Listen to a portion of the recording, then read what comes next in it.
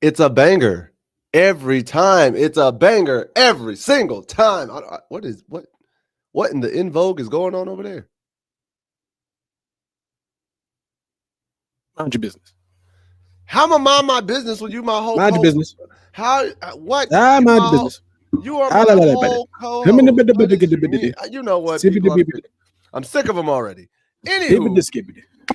welcome back to Tar Heel Nation. It is your boy with the most, with the host, your favorite two co-hosts this side of the Mississippi, as I am the captain of the Hooligan Express, one half of the North Carolina Tar Heel Live podcast. You know what? Y'all know my name, Mom McCray, Tornado McCray. Everybody knows it, but you're on this scour of the internet, and that right there on the other side of the aisle. Introduce your name. Introduce yourself to the people, because this may be their first time watching us. Yo, what's good? What's happening? How you living? It's your boy Ricebox26, aka Mr. Rice, aka is that guy. How you doing? So, welcome back to another UNC live podcast episode. We have a lot to talk about today.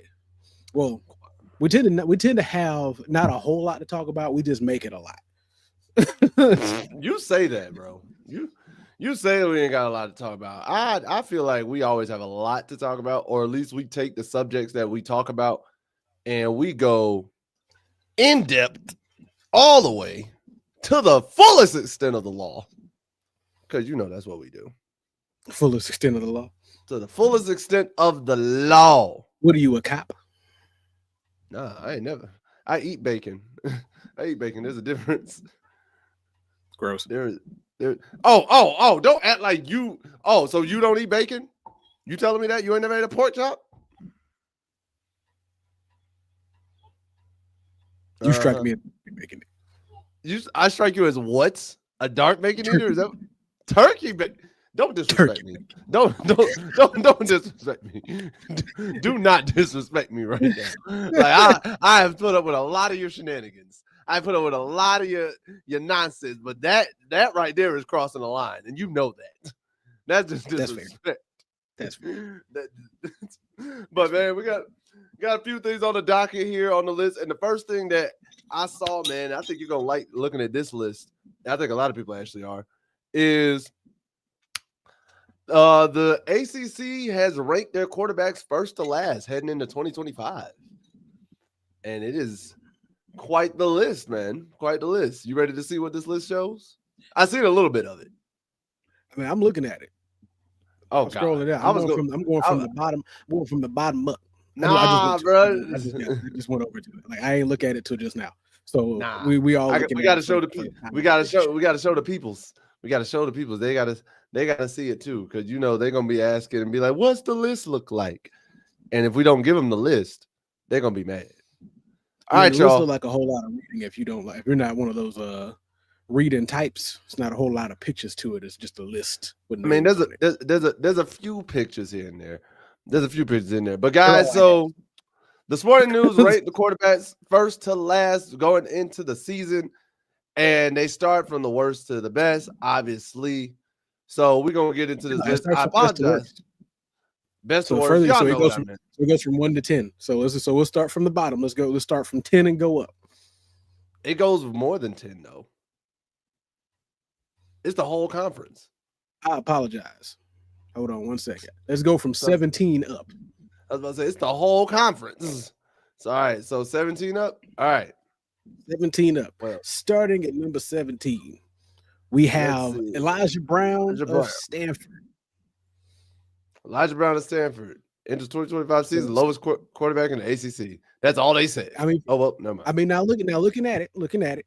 So this is going to be his first year starting under Frank Reich, and Andrew Luck is his GM, but he just stayed in his freshman year last year. He 274, 2 touchdowns and 3 interceptions. So he ain't doing a whole lot, but we'll see when he has a bigger sample size. He's going to end up at 17 by the end of the season. I'm about to say, ain't he just a sophomore? Is he a sophomore? This is sophomore year. Yeah, I ain't gonna be too hard on him. I'm saying it's a sophomore year. He got time. It's his first year as the full-time starter, so we'll see what happens. Like I said, I don't think by the end of the season his ranking will go up. Well, actually, we should keep a look at this just to see what the rankings look like by the end of the season or mid. We'll do a mid-season. We'll do a mid-season. Yeah, we'll do a mid-season. Okay. We'll make sure to save this list when it's all said and done, y'all. And we'll come back to this mid-season and then the end of the season. We'll see how everything. And number 16, we have Robbie Ashford of Wake Forest. Said former Auburn, South Carolina quarterback has finally departed the SEC and will start at Wake Forest. Has over three campaigns. That man still stayed technically in the southeast of the U.S. Still stayed there. He just changed conferences. He just went over the conference line. He said boasts about 2,000 career yards passing, 11 touchdowns, and nine interceptions. So we'll see if that improves. I don't see that happening either. I see 16 and 17 probably staying the same by the end of the season. Let's see here. Number 15. I'm gonna say Brown. I'm gonna say Brown beats about 15. Devin Brown out of Cali. Out of Cal. Yet another career backup quarterback transferred to the ACC for a starting job. 3 seasons at Ohio State. Attempted 48 passes for 331, 3 TDs, and 1 interception. So far, he has the best TD to interception ratio. But out of the 3, I mean, I don't blame him for number 24 ranked quarterback when he was getting out of there. Recruiting. No, I don't either. Because once they choose a quarterback, they tend to stick with their quarterbacks. You don't tend to. True. That's why Joe Burrow left there. Yeah, unless that guy gets hurt and you get that opportunity, that's all you got really. Let's see here. Number 14, Ricky Collins out of Syracuse. Ricky! First 2 seasons as a backup at LSU, transferred to Syracuse. And so basically he's going to be his first year starting for Syracuse after Kyle McCord has left. Only has taken 7 snaps and passed for 38 yards. Not gonna lie, that is a wild transfer to go from LSU to Syracuse. To whatchamacallit. Yeah, to Syracuse. I mean, I look at it like this, because going from LSU, being a backup for 2 straight seasons, because Nussmeier's still there for another year. True. Might as well see what you can do somewhere else, especially with the starting quarterback just now going to the draft. Like after their big starting quarterbacks just left, there's a spot wide open. Might as well see what you can do. Yep, I'm just saying, LSU to Syracuse is wild. It is. Number 13, we got Eli Holstein out of Pittsburgh.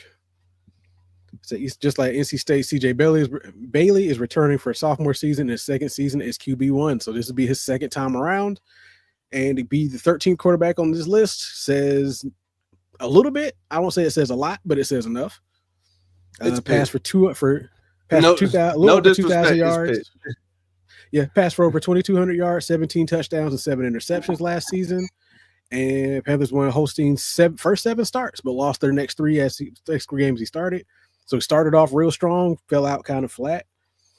Suffered a season left leg injury. So after being that'll do it.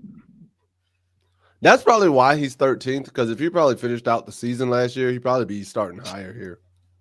Yeah, he'd probably be a little higher because these numbers ain't bad. Because he had good numbers.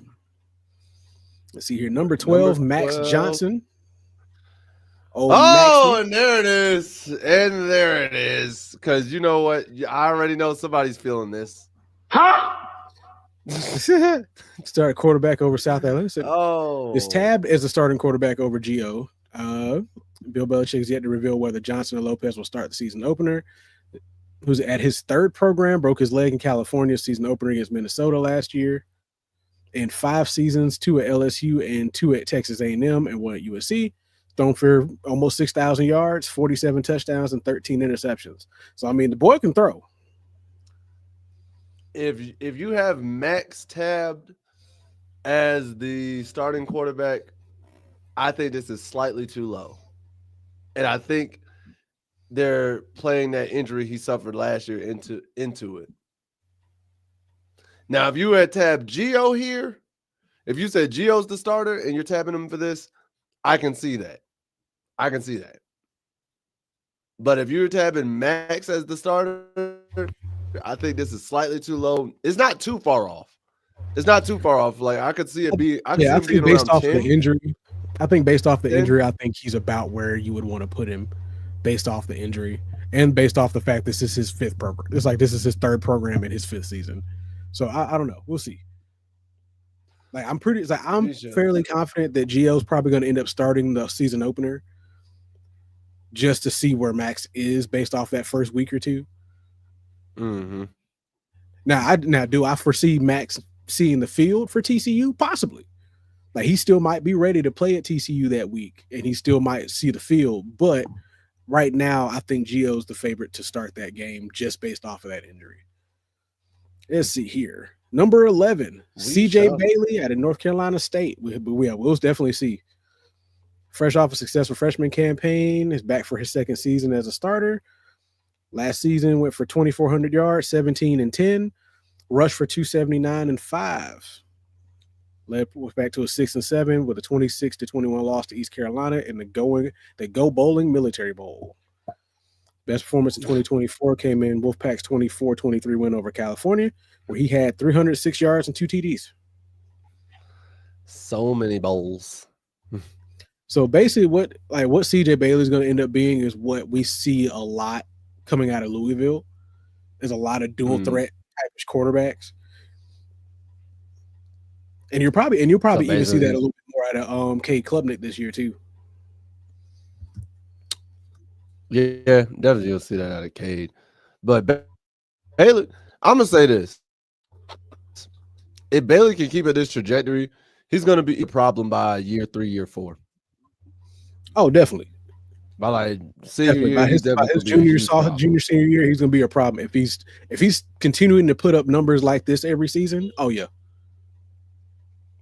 he's gonna be a major headache. All right, now we're in number 10, Tommy Castellanos, Florida State. Wow. And I'm gonna be real with you. I like Tommy. I saw Tommy when he was at Boston College. I like Tommy. I like what he got going on. But the worry is, are we gonna have a DJ repeat with him? I don't think so, because I think Tommy's a quarterback. Here's my thing. Tommy balled at Boston College. So definitely. I don't think he's gonna be a DJ 2.0 by any means. Because DJ, for all intents and purposes, let's be honest, didn't live up to the full hype that he should have while he was at Clemson. Wasn't trash. Wasn't Kelly Bryant levels of trash. I'll give him that. But he didn't live up to the full hype that he should have. Transferred out, did good when he transferred out, but then left that good situation to come back to the ACC just to right. Now, my thing with DJ's problem was, to me, he should have stayed at Oregon State, where he fit the scheme, he fit the playbook, he fit the setup. I get that I think somebody had told me before, like the coach that was over there left Oregon State and went somewhere else.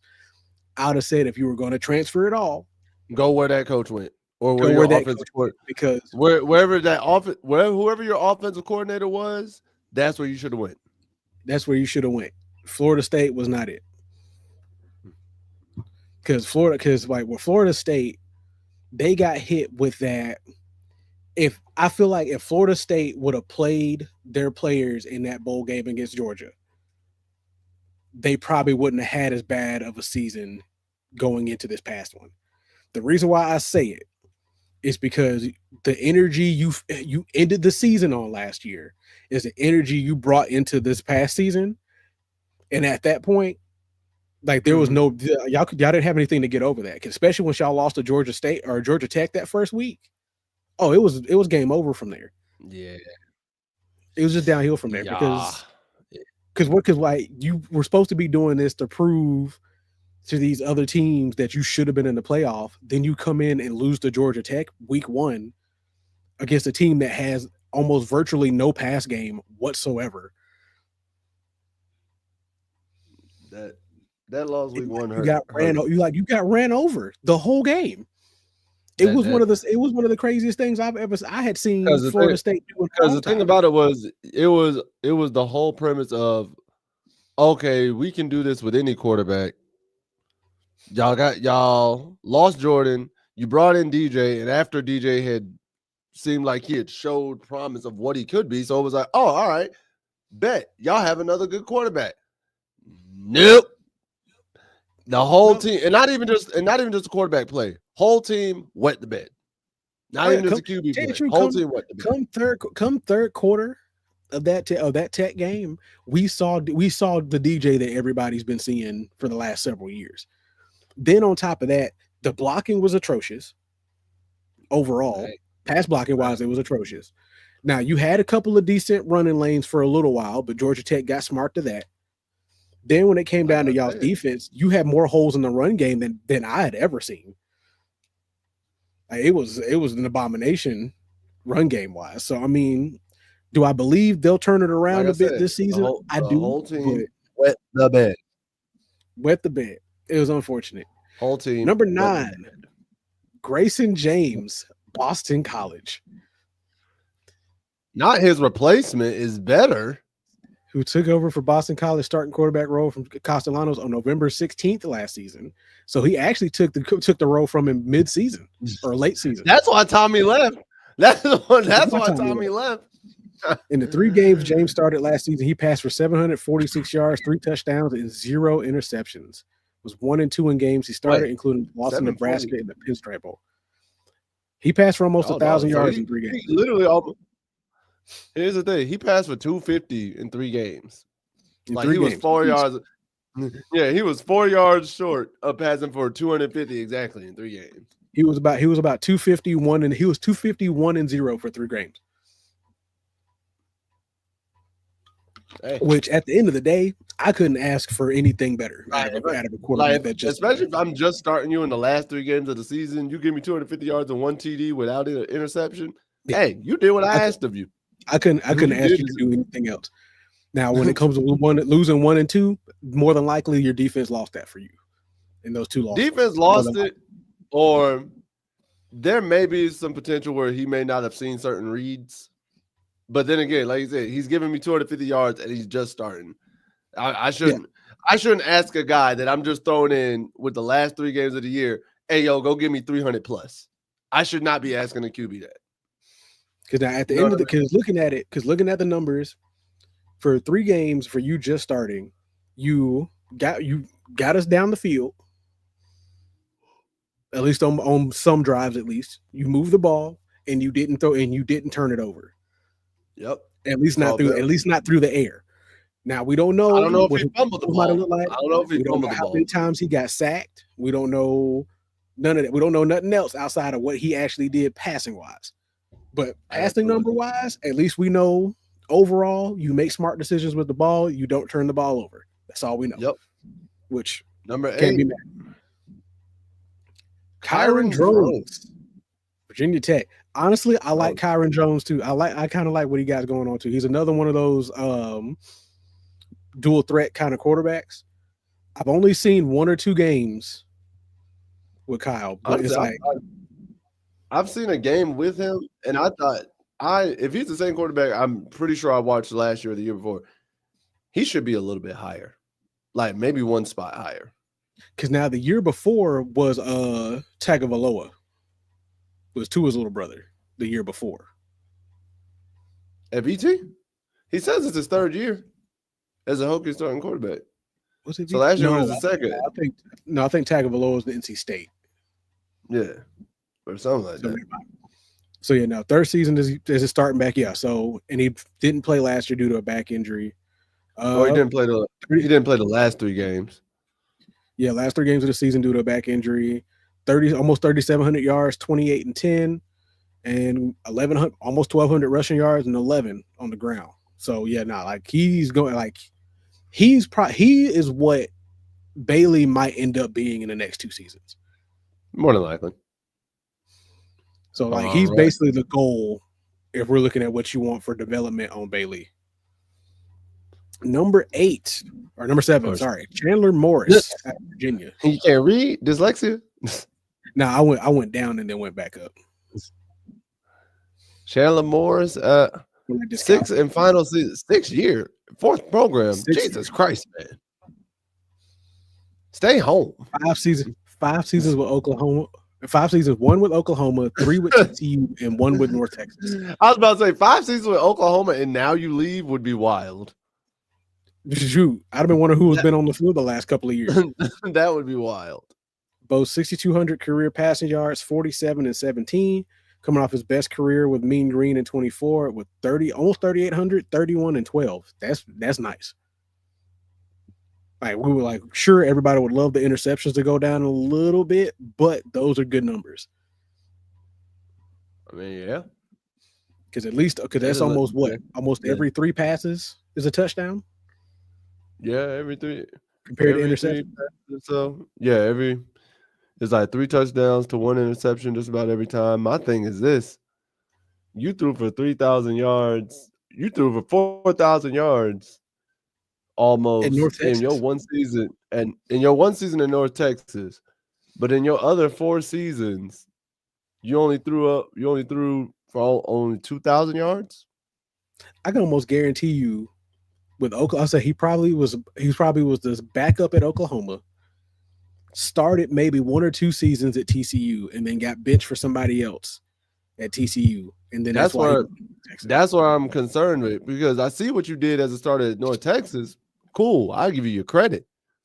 But what'd you do as a starter at TCU? Because I'm with you. Oklahoma, he was probably just backup, kind of like old boy that was on this list who was at Ohio State for all them years and just left. You know what I mean?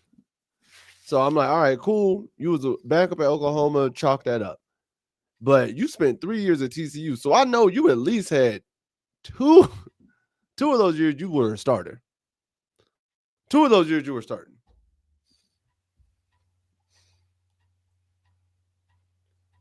Yeah, I'm gonna have to send his mom in on him because I ain't got time.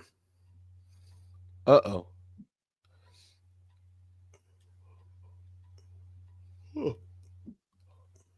Then number 6. Darian Mensah out of Duke.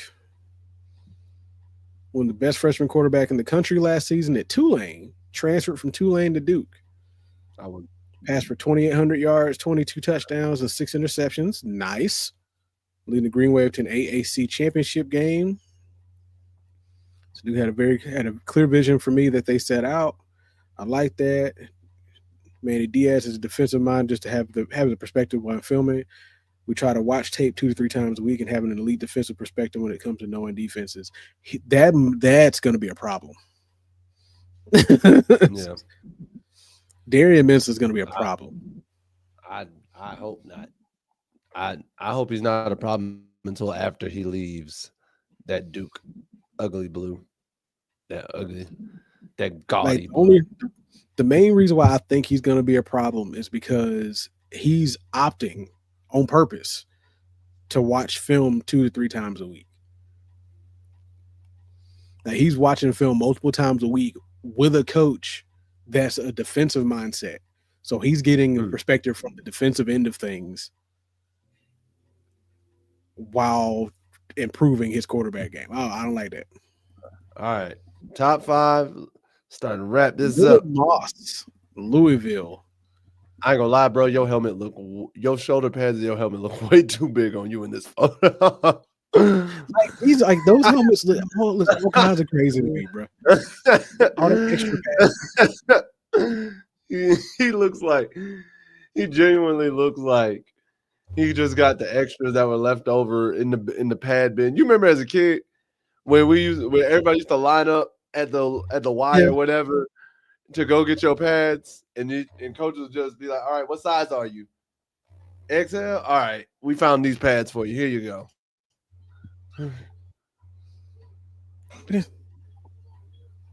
What is he doing? Nephew moving around? I have to go check on him here in a second.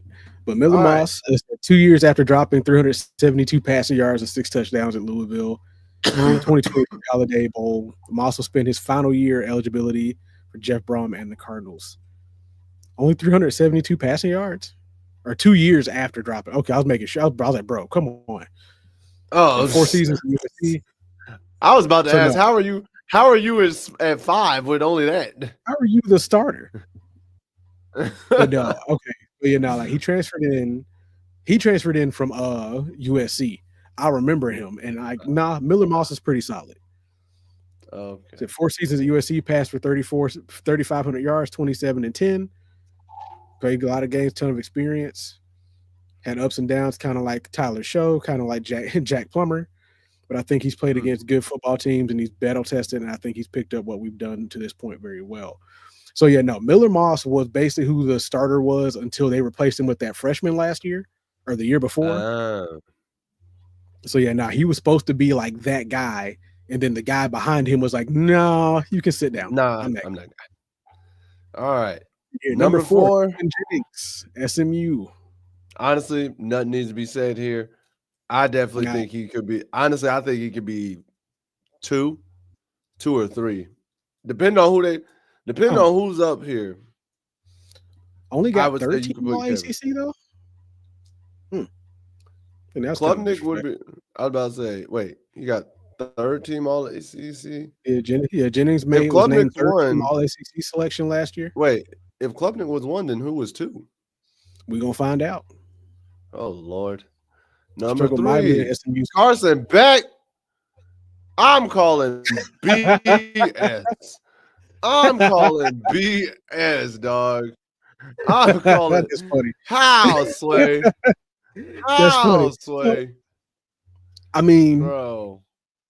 Let's be honest. Like, I'm gonna be real with you. I'm gonna be real with you. He got robbed. I'm gonna be real with you. Yes, he had a mid at best season last season. Will not knock you for that at all. But if they're basing this off of potential alone, and the fact that he's thrown for almost 8,000 yards in 2 seasons with 52 touchdowns and 18 interceptions. Shit. And if they're still running that same style of offense that Miami ran with Cam Ward last year, if they got at least half a decent offensive line, I think he might be at 3. But we'll see. Shoot. Do I have a whole lot of hope for it? Not really, but I think you give Cade Klubnik and Kevin Jennings that same Georgia team, I guarantee you they would have thrown for 8,000 almost 8,000 bands too. Oh, absolutely not. Not last year they wouldn't have. Nope. Nope. And I'm basing that entirely off that receiving situation. The only person that was catching passes last year was Dang Lucky, was the tight end. That was the only dude catching passes last year. When I tell you Georgia had the most, the 2 years before that, great. Beck started the year before last year. I'm just saying he played 4 seasons at Georgia. He was a backup for 2 of them. 4 seasons. Okay, and then 2 of them seasons he had and threw for 8,000 yards. I'm pretty sure Cade and Jennings control that. The year before. Now they would have threw for 4,000 the year before. Yes, I'm not saying this. I'm not saying the last 2 years. I'm talking about based off of last year alone. They wouldn't have hit 8,000 yards last year because Georgia had the most drop passes of any other college team in the nation last year. You know how I know? I watched it happen. Why are you watching? So you was watching Georgia while also watching Tar Heel games? Were you just bored? Yes, but no. I'm going to be real with you. I'm even going to tell you this. Even during the playoffs, when they played Notre Dame, yeah, all them drop passes that they had in the Notre Dame game. Hey, man. That Notre Dame defense, that Notre Dame secondary was nice. That's all I'm going to say. Nah. that man will forever find a reason not to give Notre Dame a compliment. Never in life. Number 2, Haynes King, Georgia Tech. Who? I'm joking. They gave Haynes King. I don't know if I could give him number 2. Like I said, Kevin Jennings should have been here. I even would have put Miller Moss up there. Or Darian Mensah up there. I'd have probably put them up there if I was going to talk about it. The only reason why I can't give these, first 2 seasons with Yellow Jackets passed for almost 5,000 yards, 41 touchdowns, 18 interceptions. It's the beginning of 2023. It's a 14-10 in games in Longview, Texas. It's 14-10. I'm not the one mainly focused on individual accolades or individual success. If your team's having success, stuff is going to come. I mean, I can't be mad at it. Yeah, he wins games. He's 14-10 in games that he's won and in games that he started in. He's won more games than he's lost. He's won more than he's lost, but we know in college football, 500 only gets you a bowl game, if that. 14-10? Barely 500. He's over 500. Barely. Yeah, that's what I'm saying. I'm saying.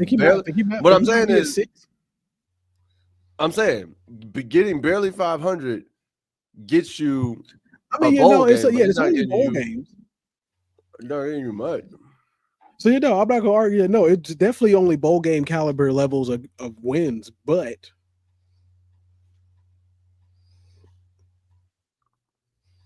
oh no, he's at 700. Oh, how that happen? What that at? Just hold on. At 24 games. Hold on, I'm doing this wrong. Okay, no, he's just under 600. So yeah, no, we're right. 600. I did it the wrong way. I did 10 over 14. Oh my. Yeah, I did it the wrong way. Oh, okay. And number one, the obvious pick, Cade Klubnik out of Clemson. Because who can argue? Bro, if you didn't think Cade Klubnik was number one here, you're just kidding yourself. If you weren't expecting him to be number one here, then you clearly haven't watched Clemson pull out games that they shouldn't have won. Thanks to Cade. I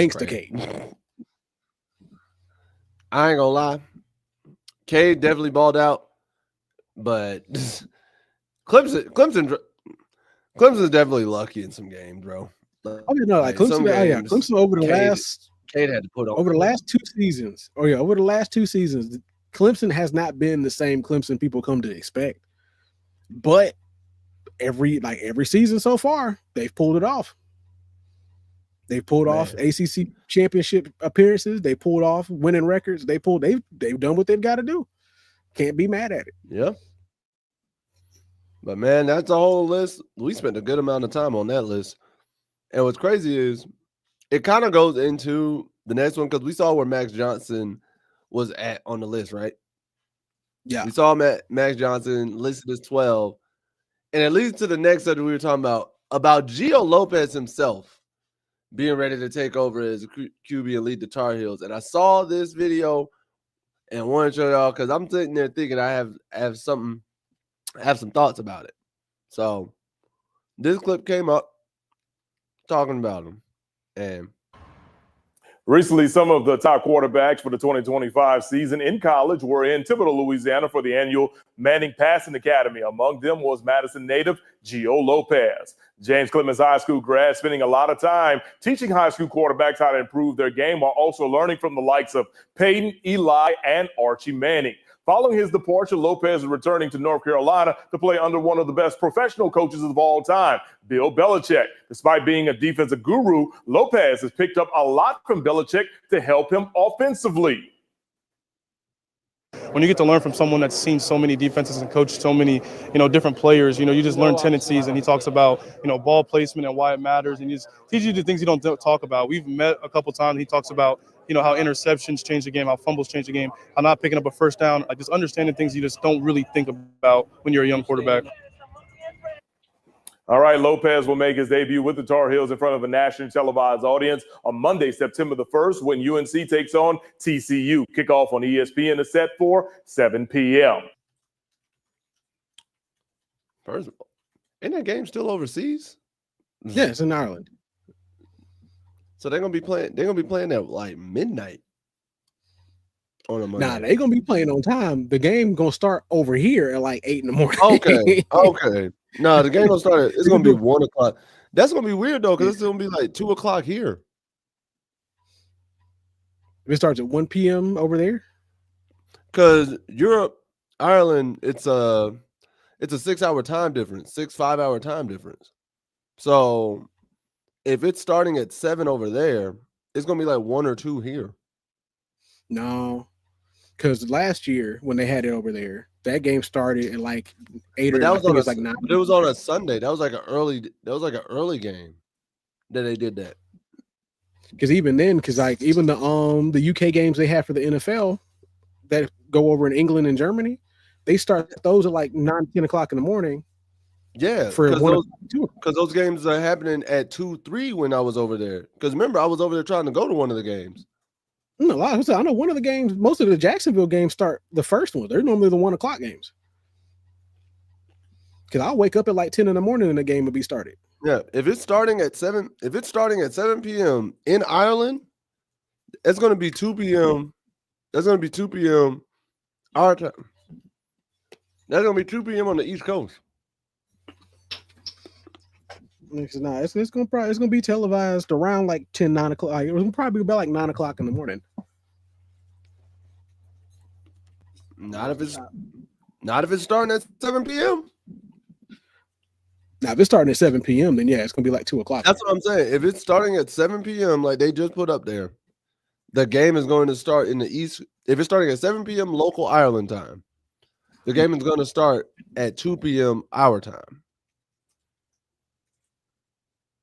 But there's neither here nor there because my real thing about it is, who do you think is going to be the starting quarterback? Do you think Max Johnson keeps the keys, or do you think Gio Lopez is going to take that next step and become the starting quarterback and is going to be the starter on week 1? Like I said, I'm more on that camp that Gio's going to be the starter come week 1, because I don't think not saying that Max doesn't prepare well enough. I don't think Max is going to be ready 100% by that game. Sure, we still have 2 more months. We still What have up, time. Jackson? It was good, Jackson. So we still have time before that happens. But I think with Gio, I think Gio is going to be more set to play week 1 by comparison. But you never know. Max might be like, nah, I'm good enough to go. Put me in there. We'll see what happens. Once again, I don't think the possibility of Max seeing the field is 0. But I still think there's a higher possibility that Gio starts that game. I think that Max is actually going to be the starter week 1. Depending especially on if Max has that seniority and that composure that Bill is looking for in an established quarterback. Max has been here for a good amount of time. Max has done this. Not saying that Gio hasn't been a starter, but I feel as though Max, because he's been here for a long amount of time, especially being injured and seeing things like that, having to watch somebody else play his position and be worried because lost his head coach. He lost his head coach and all his coordinators, got a whole new squad coming in. 2025 game in Chapel Hill. They play TCU again in 2026 in Ireland. Let me. Oh, okay. So Okay. That makes more sense. Because I'm like, there's no way. Thank you, Quan. That makes more sense. If that's the case. Yeah. So that's looking at it as next season. Okay. All right. Because I I was say something about it, but I'm like, no, because I was just sitting there tripping. I'm like, there's no way they're playing at 7 p.m. in Ireland on a Monday. I could have seen it on a Saturday. I could see it even on a Sunday. But a Monday, I was like, nah, there's no way, bro. That just doesn't make sense, like, logistically. I mean, week 0, NFL's not playing right now. It is what it is. It wouldn't make sense logistically because if you're trying to showcase that on ESPN, who's going to be home to watch it? The game would start at 2. Everybody's going to be home on Monday. No. Folks taking days off. It's kind of all right. No. Respectfully. Let's be real. Who in their right mind, outside of our own fan bases, is going to sit there and take the day off to watch North Carolina play TCU on Monday on Labor Day weekend at 2 in the afternoon? Because half of us don't even get Labor Day off anyways. Do you not live in the South? I you not have lived in the South. They not gonna watch North Carolina. Do you not know that we are still known as a basketball school? No. You not listening to what you not paying attention to none of this. You said Labor Day weekend. Folk already gonna be drinking. They need an excuse to see somebody hit somebody else. There ain't about to be no fights going on. So I can already tell you right now that there's gonna be plenty enough people taking Labor Day off to watch football. Bro, because it's week 0. NFL ain't playing. So you ain't about to see no professionals. You say what are the chances UNC surprises TCU in the opener like Colorado did a couple years ago? I think it'll be close, but Frogs will pull off a close win. I think the chances are pretty high, honestly. It just depends on. Chances are high, but respectfully, I'm gonna say Tar Heels pull it out. I'm gonna say TCU fan, so I get why you in here, and I respect it. No. I'm gonna say 35-38. UNC pulls it out. You got 35-38? 35-38, UNC pulls out the win. And the reason why I say it depends on who's gonna be starting. I got, you know what? 34-31 last drive, UNC. Because I look at it like this.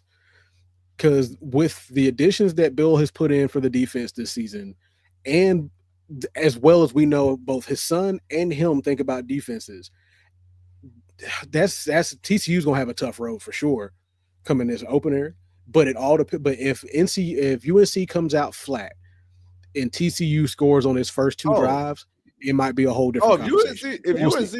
I'm gonna be honest, if UNC comes out flat, TCU can run them out the gym. Yeah, if UNC doesn't score, TCU ain't no spot. Doesn't score if UNC doesn't score that first quarter, or at least early in the second, and TCU scores scores at least once in both first quarters, we'll see. We'll really have to see how well the team is bought into any kind of adjustment coming into that third quarter, because if they don't adjust, if we don't see a Bill Belichick adjustment coming into the third quarter, boy. I'm gonna say this: panic button. UNC presses the panic button.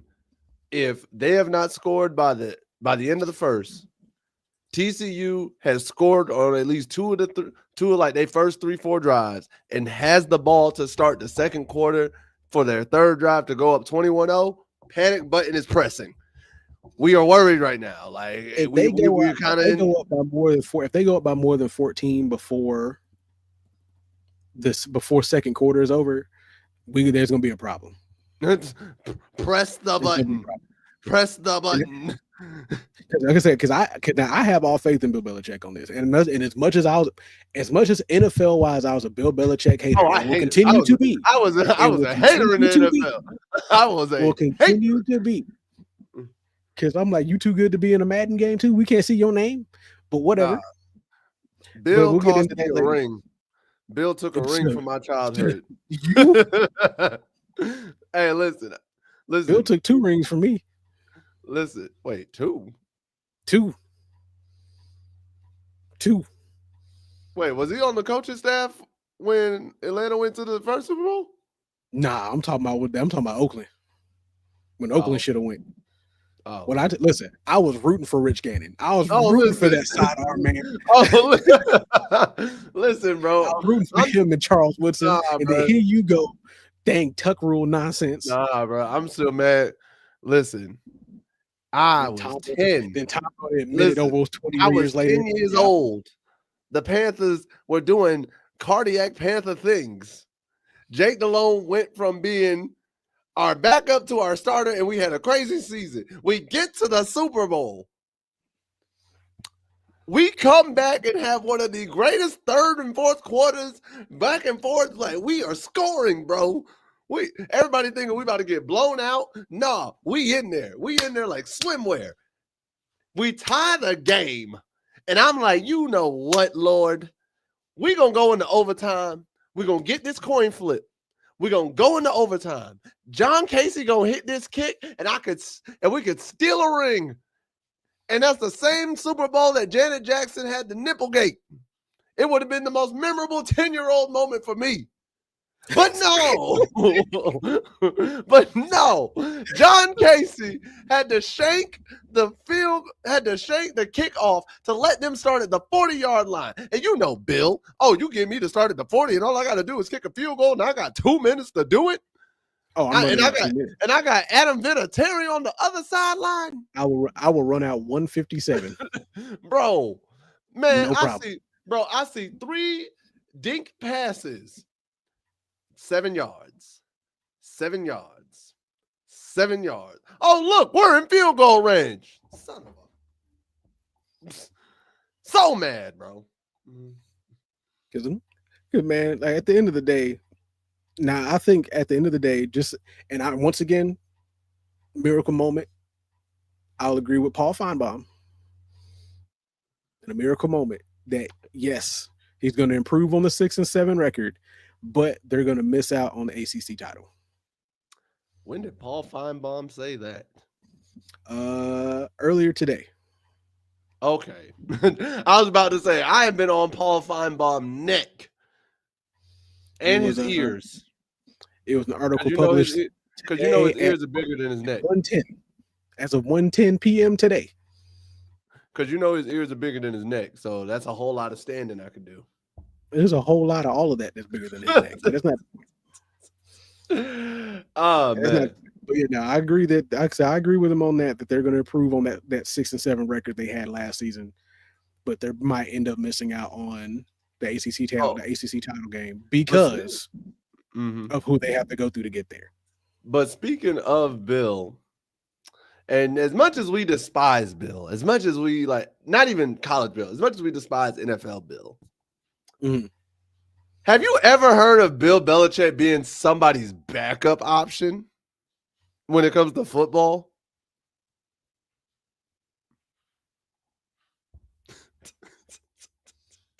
I'm still thinking, but go ahead with the thing. But I'm saying, message. Well, yes. Before he got this job. Because there were 6 teams where he was the backup option. I'm just saying, bro. So this story caught me off guard. And y'all, I'm going to let y'all know that. So it actually turns out UNC may not have gotten Gio Lopez because of this situation. Former Washington State quarterback John Mateer, when he was a highly sought after recruit, when he hit the portal this past year, and Bill wanted him. Immediately when Bill got hired, Bill was trying to get this man to transfer to North Carolina. Because last year, the man had 3,965 total yards and 44 touchdowns at Washington State. Balled out, was ranked the number 2 quarterback behind Carson Beck and the number 5 overall prospect in the portal. Bill even had a scheduled visit with this man, ready to rock, right after he got hired. Because remember, Bill was only hired on December 10th. Yeah, because I'm seeing this too. Because they said it was John Mateer and 2 other quarterbacks that were on his list of targets immediately. And it never happened because Mateer canceled. And he flat out told CBS Sports, he said, it was you never know what's going to happen kind of backup plan. You had Bill Belichick. Everybody knows the NFL GOAT when it comes to head coaches. As a backup, boy, I tell you the level of confidence. Now, here's the thing. I get it. College and the NFL are different. They are different entities. You don't know what Bill's going to do. You don't know if Bill has his own agenda of who he's pulling from. But if Bill Belichick knocking on your door, saying, hey, yo, you want to come play for me? And you tell him, man, you kind of like my backup, shorty. You my side piece. I might come through. We'll see. We don't know what's going to happen. And he ends up transferring to Oklahoma primarily because it was closer to home, and Oklahoma ended up hiring his Washington State offensive coordinator. So he was like, yo, it's the same offensive coordinator, close to home. It all came together, and it was really a no-brainer. I'm sorry. He did what DJ should have did. Yeah, he did what DJ should have did, but that's just crazy. Honestly, it's not that crazy. Bill Belichick as a backup, though, bro. Like, think about it. Let's be real. In terms of just football alone, Like, you could basing not it have on seen football people. knowledge. You could not have seen people say the statement of Bill Belichick is my backup option for coaches I want to play for when that player has the pick of the litter, whether it was NFL or college. That would be a wild statement. No, and I don't disagree with you on that. Like, when it comes down to football experience, knowledge, accolades, and all of that, then no, it is a wild statement to think that Bill wasn't your first option. However, as we've seen throughout this whole recruiting process, Bill has been a second, third, fourth, and fifth option to a lot of players lately. Yeah. Other thing is, I can also understand in some situations, especially when it comes down to Mateer's situation, your head coach doesn't exactly mean that it's going to be profitable for you or it's going to be productive for you as a player. Because for him, the more productive piece to his career right now, the biggest influence for him was the offensive coordinator, because if it wasn't for this offensive coordinator and the scheme that he had, he probably wouldn't have put up 4,000 yards and 50, almost 50 TDs. He said so he looked at it because of the offensive coordinator. This is why I have these numbers. If I go over with Bill with a new coordinator and I have to go learn a whole new offense, and God forbid I go over here and this offense doesn't fit my play style, these numbers are going to drop, and I'm trying to go to the league high. I'm trying to make that bank. If I go over here with Bill, as much knowledge as this man has, and this messes up my pocket, I'm gonna look mad foolish, because I could have just went over there with this guy and known that, hey, this is the offense. This is who is coaching me. All I got to do is worry about everybody else getting on the same page with me. I already know how the offense runs. I ain't got to learn nothing else. I just got to tell everybody else the nuances. I would say that, but then there's also the aspect of, and it just comes with transferring in general. You're getting new teammates. You don't know who likes to run. That's new team. You don't know who likes to run their routes, how they like to run their routes, where they like to catch the ball, where they like the ball to be placed. And then not only that, because we know the position, you don't know what divas you may have at the receiver position. And you don't know what egos you might be running into. And you're right. You're 100% correct on that. But I think because since you already know the offense, you're not putting as much time into learning the plays. You already know those. Now you're able to put more time into learning your players and them learning you than me having to try to go back and relearn a whole new playbook. That's splitting more time up. Now I can focus more on the logistics than I have to the schematics. I mean, yeah, that's fair. I guess I have to talk myself into that hole, because the caveat is new coordinator and new players. Right. And that's not including that's not even including the new on top of the new, like the transfers that came in and out. Now all I got to do is just learn the players. So all I got to do is just start gelling with my teammates. I ain't got to worry about where they came from. I already know the offense. Hey, plot twist. What if the offensive coordinator is told by the new head coach, we're running a different scheme? So you followed you followed your offensive coordinator just for both of y'all to have to do something new? Like, that'd have been one of those times you'd have seen the coordinator in his office, cigarette in his hand. Hey, here's the bad part. He would have called Mateer in first. As soon as the head coach told him this news, we're not running your offense. You're gonna run what I tell you to run. He would have called Mateer first. They're like, listen, dog. So I know you came here because of me. We leaving. Listen, we leaving here next year. What you mean? Listen. I'm gonna tell you right now. We leaving in the morning. You ain't gonna like being here. What you mean? Why I gonna like being here? We ain't running the same offense. What you mean we ain't running the same offense? We ain't running the same offense. Yeah, and he said I can't run it. We running some kind of wingo dingo thing. I don't know what this is. Hey man, he said we running wing, pistol whip, sawed off shotgun. I don't even know what that is. I ain't never even heard of that before. Listen, that man gave me the playbook. There's a He player said here wings. called Cool Whip Shawty 47 Bank Scott, and I don't know what that even means. When I asked him what it meant, he just like, just run it, and I'm like, Hey, I don't what's the routes? I asked this man. He's like, listen. I He's asked a Coach, what does he want the cadence on?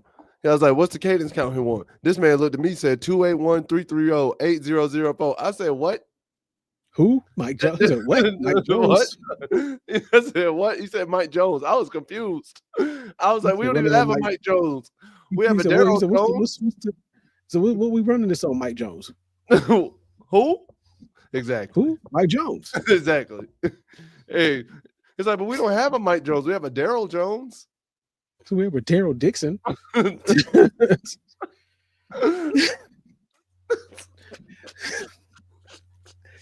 Boy, when I tell you, I would have hop, skipped, and jumped out of that school. So if you to see me hop back in the portal, hey, I'd that would have not gonna so lie. fast. Not gonna lie. As much as we've given some portal transfers flack for transferring in and out so quick in portals, that would have been one of them reasons I've been like, nah, that is 100% justified. I'd have been going. Like I would have done the same thing, bro. Immediately be like, you know what? This ain't what I thought this was about to be. See, this ain't. I gotta go. I gotta go. Y'all lied to me. This is an alternative fact. So this is not the fit that y'all promised me when I got here. So nope, I'm gonna go ahead. Alternative schemes. That's what this is. Alternative schemes. I don't like it. I don't like none of it. Alternative schemes. I don't like this. I don't like it. So let's see. Moving on to the next topic, we got several. More like a handful. Are you just having fun? I am. You guys, several Tar Heels have been named to the Phil Steele preseason All ACC team. Woo! We have. Woo! Yeah, baby. That's what I've been waiting for. Yeah, defensive back Thaddeus Dixon was named the second team All ACC. O-lineman Daniel King, third team. Long snapper Spencer Triplett, third team, and running back Davion Gauss for the fourth team. As we all know, Dixon is a transfer from Washington, was all Big Ten last year. Was a Big Ten honorable mention, my bad, last year. King is a transfer from Troy, who was a two-time All Sun Belt team.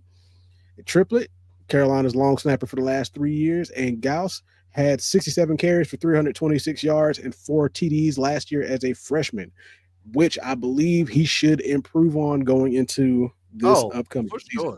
For sure. Like right now, he's definitely slated right now as the starting running back, I believe. Like honestly, I'm anticipating him to have 750 yards minimum this season. 750, 9 touchdowns minimum. That's what I think his floor is, because he's going to get the touches, because he did 320 as a freshman. And you don't think one thing Bill loves to do: establish the run and play action. He loves to establish the run and the play action, bro. And true. The only way I can see Davion's numbers not reaching 750 is if he has a lot in the receiving core too. If he's utilized in the receiving, because as of right now, the running back battle right now is between Gauss and Caleb Hood. Yeah, because Caleb Hood right now is the one senior at running back right now. Everybody else is a sophomore or under. So even if Gauss doesn't get the starting job this season, he's front runner after this, as going into his junior season. Front runner, him and Benjamin Hall. I can see Bill doing a two running back system and both of them getting 7. Yeah, or at least I'll say at least 600. Yeah. Because I say between the two, because like right now, the main core right now is Charleston French, Davion Gauss, Benjamin Hall, and Caleb Hood. Everybody else that's under the running back roster right now is a freshman. So you got Damon June, Jalen McGill, and Jalen Nichols, and JoJo Trope. Woohoo! Woo! Bizarre adventures. But yeah, honestly, I do like the fact that I'm happy that multiple Tar Heels did get named to the preseason All ACC team. I think that's I'd good. love to see. I'd love to see at least one of them on first team, but That's what I wanted. And the other thing here too, and I think we'll see it for next year, but I definitely want to see a DB or a linebacker or something. Well, actually, my stupid self. I don't know why I saw that. Definitely, I want to see a receiver. That's what I meant. I want to see a receiver and a linebacker on this list next year. Definitely Gio Lopez or a quarterback if we can too. You know what I mean? yeah. That's what I want. But again, shout out to them being named and Phil still remember. Oh, yeah. Congrats to them boys for that. Oh yeah. But this one, it's time for the greatest college football games this side of the Mississippi. So I found this list, and we was going to talk about it last time, and we didn't get a chance to. Yeah, I was looking at the list, right? Yeah, and like it throws you off, don't it? Because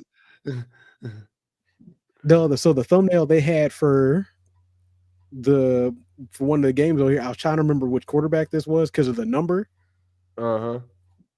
But no, I was on the right track though, because I was like, no, this can't be. This is too recent.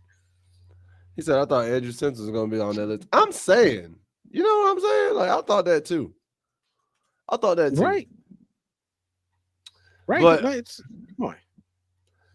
But then for this next one, so they ranked the 12 greatest football games in the college CFP era. We were going to talk about this last week, but we didn't get a chance to. But it's good.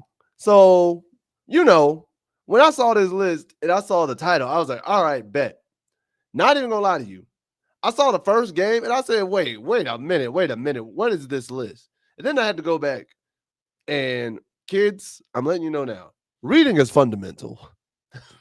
The reason why I say this is because they say it right at the top. They say, listen, right here. Below, you'll see the 12 games of the CFP era. Playoff games were not eligible for selection. Otherwise, that would have been the overwhelming majority of this list. But everything else was fair game. My dumb self was wondering where certain games were. And I was like, wait. Why isn't this game on the list? And then I came back and read that. And that's how I was like, oh, reading. It's fundamental. It is fundamental. It is fundamental. But few games they had in their honorable mentions: Alabama's 27-24 win over Auburn, Ohio State over Utah, Oklahoma, and honestly, I don't care about them. There is one game on here. The reason why we have this here, and the reason why I want to talk about it, is because we made the list, y'all, for a game that make no sense when it happened. Because I remember when this game happened. That said they scored how many points in the fourth quarter? September 3rd, 2022, North Carolina 63 over App State at 61. Here's the thing. Here's my thing before we get into it. Why is it that App State pops up in games like this? Because App State be balling, bro. App State be waiting for. Here's the thing. App State just be waiting for. It's like they waiting for this. Like they wait for this and just disappear the rest of the season because we don't hear about them doing none of this in any of their other games. But they'll do this. App State be waiting and lurking. It's like, who we gonna catch lacking this year? Who we gonna catch lacking this year that they looking at us? Hey, yo, North Carolina, you paying attention? This first line, sometimes the stakes are what make games great. Sometimes the matchups make them great. Sometimes the sheer stupidity of college football is all we need. This week 2 matchup in Boone, North Carolina was as stupid as it gets. The Tar Heels and the Mountaineers combined to score 62 points in the fourth quarter, 62 in 15 minutes. Appalachian State had a 21-7 lead over the Tar Heels 42 seconds into the second quarter. North Carolina then scored 34 unanswered points to take the 41-21 lead in the fourth. Apparently, Mac Brown and his group thought it was good enough. App State tied the game at 49 all with its 4th touchdown of the frame in 11 minutes of the game. App State got within a point with 31 seconds to play, but failed on a 2-point try that of giving it the lead. App State's Chase Bryce had a receiver wide open in the end zone and just overthrew him. North Carolina then returned the ensuing kickoff 43 yards for a touchdown and gave the ball right back to the Mountaineers. They scored in 10 seconds to get within 2. Bryce was stopped at the 1-yard line of the 2-point try, and North Carolina escaped. With 9:21 to play in the game, North Carolina had a 98.9% chance of the win, according to ESPN's win probability model. The model then lost its mind over the last 9 minutes. App State produced 649 yards of total offense. North Carolina had 130 yards in penalties. Jesus. Drake made 24 for 36 for 352 and 4 touchdowns. This North Carolina team went on to win 9 of its first 10 games. App State beat Texas A&M in College Station next. Hey, there you go. There you go. It still finished 6-6. Sometimes college football is just fun. That is fact. Bruh. Whole fact, because it don't make no Some sense. people know they could save hundreds on car insurance by checking Allstate first. It don't make any sense. I'm sorry. Like you know to check your sunroof is closed first before going through the car wash. Like, I want to revisit So check this Allstate real first quick. and save There's when you click no car call. way. Like, App State at their own 48-yard line. Gives to Noel. He breaks the tackle, and he runs for the first down and breaks free down the middle of the field. Splits 2 defenders and dives into the end zone. Touchdown. That Nerlens Noel? did you say Nerlens Noel? Nerlens Noel. That's a basketball player that got drafted by the Philadelphia 76ers. Eh. Jesus I Christ, don't- man. Taking I it know to the Appalachian house. State players. house. When you know you got the house. I heard Noel. I ain't know. That was the first name that popped in my head, but I knew the last name of Noel. Winding down and throws and hits Jones. He's in the end zone. Touchdown. Bro, part of me, should I just skip to this fourth quarter? Catch. LeJon Cavazos got beat because he was Yeah, just that's not what able I to stay up with the thought. receiver. All alone the tight touchdown. All right, hold up. All right. So May keeping. May, did he lose the football? All right, y'all. So it's the start of the fourth quarter. It's 41-28. Let's see how this goes. You ready for your popcorn? Hold on.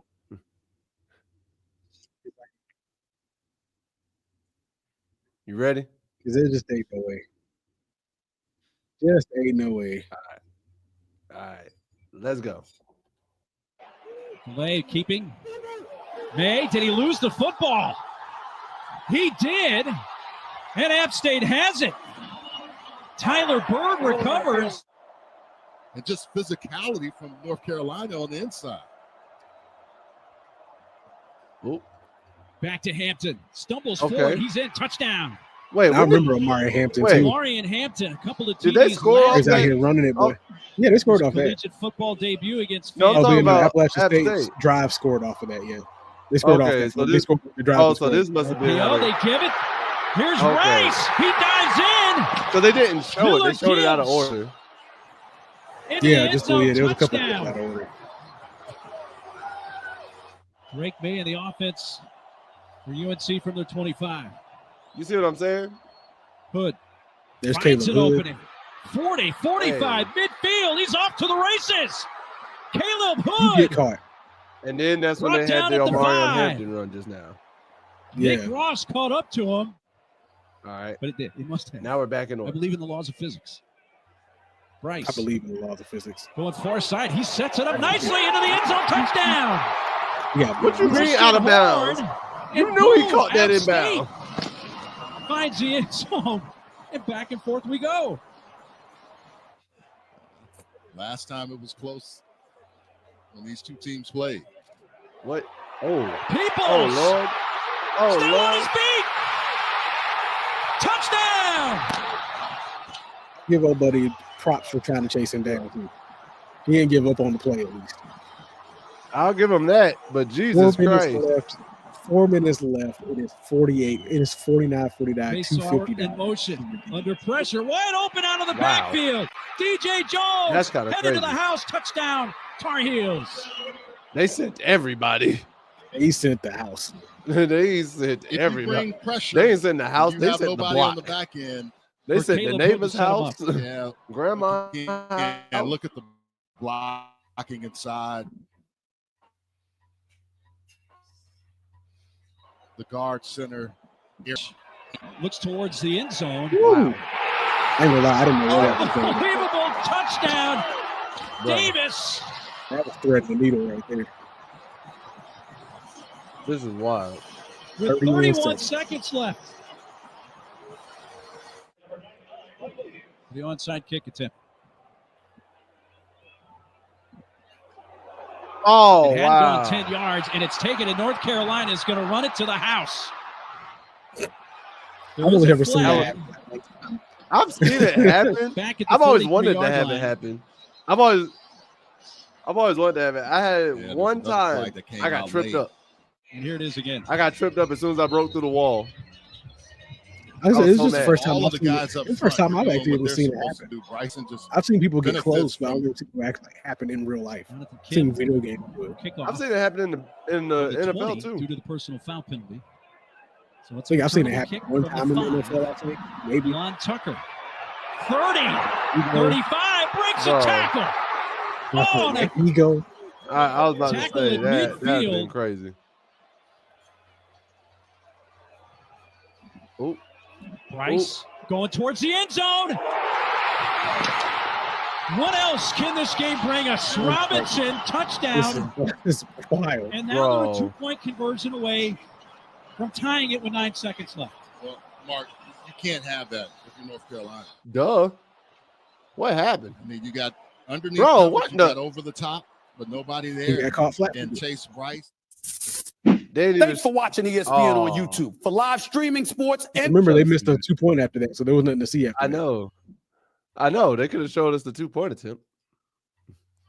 They're like, nah, we're going to save y'all some time. They lost. Oh wait, dang. Now there's another game on here that I watched live when it happened. That I do Oh, want to the just give. Michigan one? No, I saw that one. Nah, the one I saw live was, where is it? Oh, is that Lamar? Is that the Lamar game? That game was good. The Lamar game was Clemson game. That game was good. That was amazing. And tell you the truth, I Lamar's team wa- lost that game for him, too. Yeah, they did. This They're one, making.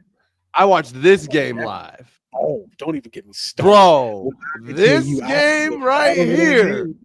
Oh my, bro! I started watching this game in the second quarter just because it was on, and I was like, I ain't got nothing else to watch. Ain't no other games on right now. Let me just watch this, bro. I watched that game I was flipping back and forth between this game and I think there was an Alabama game going on at the same time. Nah, bro. I started in the second quarter, and I didn't change the channel not once. I'm so glad I didn't, cause oh my god, there was one catch, the catch by bro right here on his back.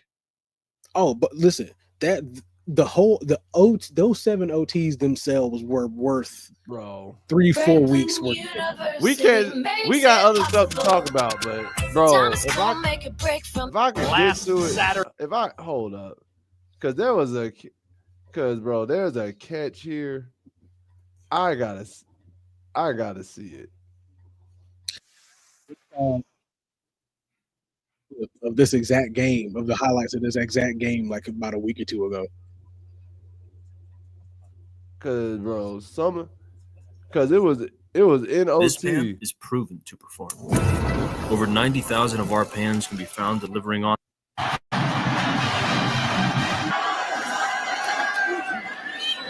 Come on. Rodgers again. Why not?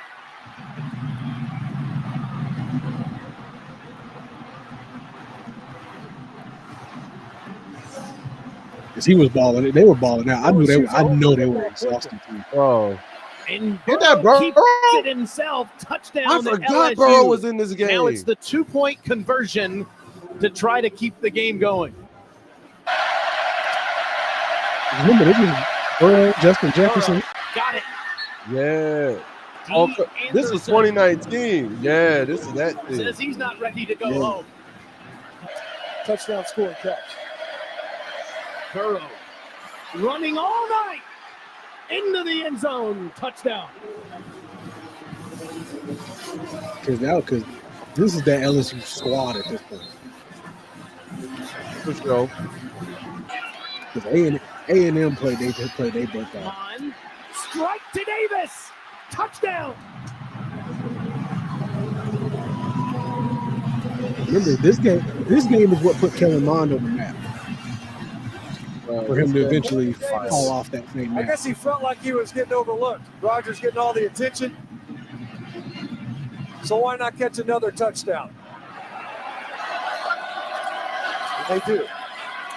Mond. Rogers fighting for the ball. Pass interference on Greedy Williams. This is how you know they were exhausted because these are easy penalties. There's going to be another jump ball in the corner. Wow, how about And that? Another flag.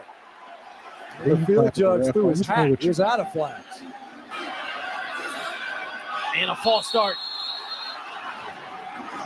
I think it was this moment right here. This is how you know these dudes were exhausted. Bro, I'm here this to dude raise was the jar. tired.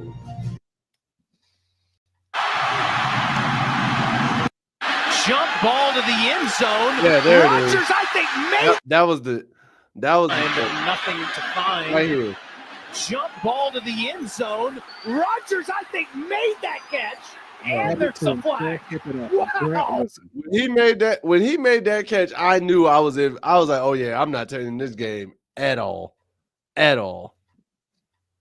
Because I That came back to game that was- game. I came back to that game to actually tell you if I remember right, I think Georgia and Alabama were playing that same night, just earlier. I was finishing off the game just before that, and they came to this one. And I watched from whenever I popped in on the game, I think it might have been early first quarter, mid first quarter. I didn't leave. That game was wild. That game was We crazy. still got a few things that we want to talk about here, but you want to talk about CFB 26? Yeah, so speaking of college football 26, remember, so we'll go ahead and say Bill Belichick is keeping the trend. He is not going to be one of the coaches that you'll see in this game. He's keeping the trend from Madden. And not even a hunt. That man's never been in a Madden game. He's I doubt he'll ever be in a college football game. He'll be listed as Hector Lucas. Whoever. As This will be the name for the UNC coach. Now, mind you, you can go in there and create them yourself if you want. Yeah, you can. And like I said, and with 26, there are some additional customization options. So they're expanding on that a little bit. But Bill is also one of 12 coaches that opted out of this game this year, including Deion Sanders, Mario Cristobal from Miami, Kirk Ferentz from Iowa, Bronco Mendenhall from Utah State, Tyson Helton, West Kentucky, Charles Kelly from Jacksonville State, Frank Reich, Stanford, Trent Dilfer, UAB, Bryant Vincent, University of Louisiana, Monroe, Jason Eck, New Mexico, and Mark Carney from Kent State. I ain't gonna front. I didn't realize in 25 until I was a whole season into my player. Not even a whole season, after my whole first season. Because I did my first year at Northwest and then transferred to Colorado. Because I was like, I'm gonna go play for Deion.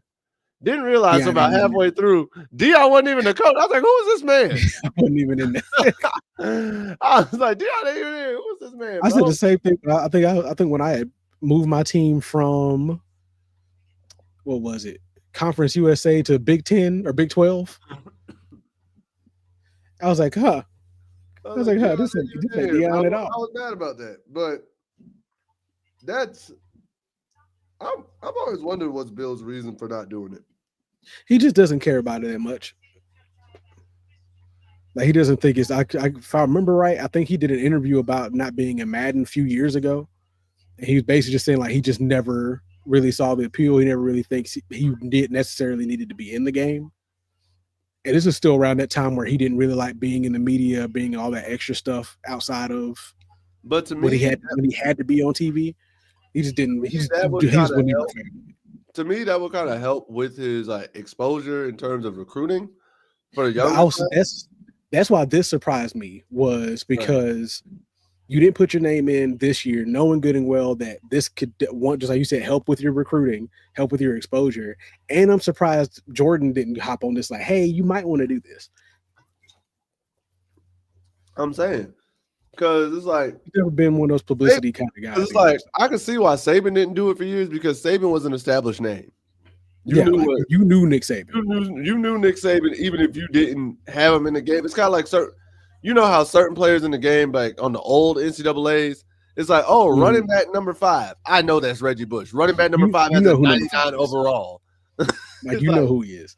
And I think the other thing is, it's like based off of all the articles and news that he's had around him this whole offseason, the big publicity thing they did for him when he first got hired on. I don't really like. I guess you can still look at that same thing of like, it's Bill Belichick. He's an established name. He doesn't particularly need to be in college football 25, 26. I can also see where the benefit would be, but I think even if he's not in there, I don't really think it's hurting him that much. He doesn't. Sure, it'd be a boost. It's not good. In other words, it's not going to be a negative if he's not. It would definitely be a positive, but at the end of the day, if he's not. His status ain't really changing that much. So he does need to be there for sure, but I just think, like you said, and we talked about, from a logistical standpoint, you're trying to establish yourself, get your name, get your image, get your face in front of these new kids. Right. Want to play for you, or you want them to play for you. You want to teach them. You gotta meet the kids where they at. Right. And the other thing I know is, sometimes it comes off as like corny in a way, because like if you do it the wrong way, it can come off as corny. We've all seen those videos, or we've all seen, hey, fellow kids, you want to, like, I'm looking to find, like, we've all seen that. We've all seen that. We've all seen them trying to meet you. Just like you. I'm a kid like you. I'm hip to the times. Like, sir, hold up.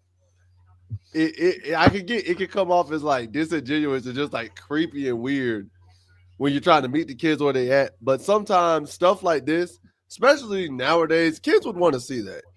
Kids want to see, oh yeah, my coach is in the game just like me. Coach, can you get me in the game? I also think the other thing is that there's not going to be, like, outside of some of the big names, like nobody really pays that much attention to the coaches in these games, or what the names of the coaches are really. Like I said, unless you know for sure you want to be at Clemson playing for Dabo, if you want to be at USC playing for Lincoln Riley, if you want to be at Oregon playing for whoever's the coach at Oregon, but if you wanted to be in Alabama playing for Nick Saban, like if you purposely wanted these really big names, nobody really cared about what the name of the coach was at East Carolina. Nobody really cared for the name of the coach at UAB or UCF or South Alabama or Southern Alabama and all. Like, nobody really cared about that. They just looked at, okay, this is who I want to play for. This is what I'm going to do. I'm going to rebuild this, so I'm going to replace him anyway with my coach anyway. So, hey, listen, you're going to replace the coach regardless, but at the end of the day, still kind of cool. But I think it would have been nice to see it, though. It would have been, at least for to one. me, that would have completed the arc. To me, that would have completed the Bill Belichick arc of just like, yeah, this ain't NFL Bill. This is college. New start. Now his name is finally in a game somewhere. Like, because think about it. It just makes sense. It's like you're already stepped out being on Instagram. You already stepped out dating a younger woman. You already done see. I see you out here in a puffer, sir. A puffer. I swear to God, if I see you in some Timbs or some Jordans by the end of this season, I mean, I feel like the Jordans are just gonna have to happen. The Jordans are gonna have to happen. But if I see him in some Timbs by winter, oh no, like we got a problem. Now, if you see him in Timbs by winter, he lost a bet. He lost a bet. If he's in some butters before Halloween, Lord, no. He lost a bet, or it's for some kind of costume couple thing that he's going to be doing. Hey, no, straight up. If he is in just some regular straight up butters, like at Waffle House, ain't no way. Ain't no way. Would you say that's AI generated? if that man shows up in public on a regular schmegular thing and some butters, I'm throwing the whole season away. Put that on the over under. You're throwing the season away. Throwing the whole season away. Why? Throwing the whole season away. Because somebody's mind ain't right. Somebody's mind is gone. He ain't all there no more. Throwing the whole season away. I think his mind might be right. You never know. Tear up your contracts and turn in your grills and gold chain. He said, "Go ahead, clock out for me, Bill, because this ain't it." But another story from lacrosse to the gridiron. I actually do like this story right here. So it's funny because I thought that when I first saw his name, I thought the same. It was like Paul Blart. Oh no, but don't know if y'all have heard UNC Nation, Tar Heel Nation, but Paul Barton. If you do know, if you're familiar with lacrosse at UNC, yes, that Paul Barton is actually leaving the lacrosse pitch in the lacrosse field for the gridiron. And it turns out he spent 4 years as UNC's men's lacrosse on the UNC men's lacrosse team, and this fall he will join the UNC football team as a tight end in his final year of eligibility. So, those of you who don't know, I actually just learned this rule today myself. NCAA rule allows athletes with remaining eligibility to compete in a different sport at the same school as a grad student. When the opportunity presented itself, Paul Barton said, "I reached out to Michael Lombardi, the football GM. When I met with him, I told him this was something I was interested in, and he helped me set up a tryout. Mans did so good in the private tryout, he earned a full football scholarship in early June." Like, that's fantastic as a grad student, right? As a grad student, student, bro. And and here's the thing: he's enrolled in UNC's graduate finance certificate program, and he just graduated the Keenan Flagler Business School while being a top 10 scholar athlete. So I was like, hey, man, that was another reason why he got that full scholarship too, because that man had the grades. They're like, oh, he already did this as. He's already done this as a lacrosse player. We know he could do it as a football player. He said he was nice in lacrosse as a key part of UNC's defensive line, set to rock number 89 at 6'4", 210. That's a big dude. Yep. And then not only that, football's in this man's blood, because his father, Harris Barton, was a former UNC All-American offensive lineman and a 3-time Super Bowl champion with the San Francisco 49ers. And the thing about it is, athletics and UNC running their family, as his older sister, she played lacrosse at UNC. His younger brother is set to play lacrosse at UNC this fall, and he also has a younger sister who is a current student there right now. So, listen, I'm gonna give him one. Oh yeah, baby! That's what I've been waiting for. Shout out Paul Barton to go from lacrosse to football and earn a scholarship. So you're good enough to be like, yeah, I'm him.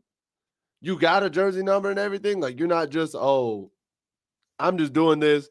I might be a walk-on player. Like, you earned a whole scholarship. Hey, I got to give credit where credit is due, bro. Like, that is crazy. That is phenomenal. And from what all I've ever heard, as a graduate student, that's hard to do. Like, getting scholarships as a grad student, almost anywhere is just hard. So, hey, the fact that you got it, good for you, man. You got a full scholarship. Save it. Hey, damn, it don't hurt your hey, pockets. Here's the thing. Here's the thing. If he was a top 10 scholar athlete, you know he probably had a scholarship for lacrosse too. Oh, absolutely. So this man is about to get. He probably had a full ride for lacrosse and academic. So this man literally about to go to school for free. And here's the crazy part: going to school for free when your dad and your parent was a former NFL player, so you know if they're good with their money, they got the money to pay for you, and you still can go to school for free. Being able to go for free, regardless if you got the money or not, is an accomplishment. I don't care what kind of lifestyle you got. Good for you. Good for you. Facts. Good facts, man. Hey, can't wait to see. Hey, I'm gonna look out for that 89 though, because I want to see what he's doing with that 89. Keep eyes on it. So North Carolina is gonna be flexing some dollars. What? North Carolina is going to be flexing some dollars. Wow. So they are set to pay $600K in guarantees for these non-conference games. But but they're also bringing back in about $400K of that. So basically, what's going to happen is based So off they public losing record, $200,000. So we in the hole. We paying 600. We paying 600 to lose to get 400 back. That's in the hole. A lot of this they getting back anyway. That's not in the this year. hole. It's all right. They got agreements. They got contracts. It's okay. So basically, what they're doing is based off public record for the two games, for the two non-conference games coming to them. TCU, they're paying $200K that they agreed on back in 2016, but they're also be getting paid by TCU for next year's game in Ireland. So they get paid that $200K back by TCU next year because they had a rotating home and home. They had a rotating agreement basically. Now Richmond is getting the bigger payment. They're actually getting paid $400K, and they agreed upon that in 2022. So to have Richmond come to Chapel Hill to play, we got to pay $400K out. So that's where the $600K in guarantees is going out to. Now, like I said, they are also going to be getting some money back on a pair of games. So Charlotte, they're playing Charlotte September 6th. They're getting paid by Charlotte for $200K to play Charlotte. And upside for them is it's actually a return favor for when they played. So when they had to pay Charlotte $200K last year to come to Chapel Hill. So Charlotte's paying them $200. We paid them $200. It's basically like it's a good little deal there. Same thing with Central Florida. Central Florida is going to be paying them as well $200,000 as part of a home and home series that they signed back in 2018. So basically, what's happening is it was originally they were supposed to play back in like 2019, but that got delayed.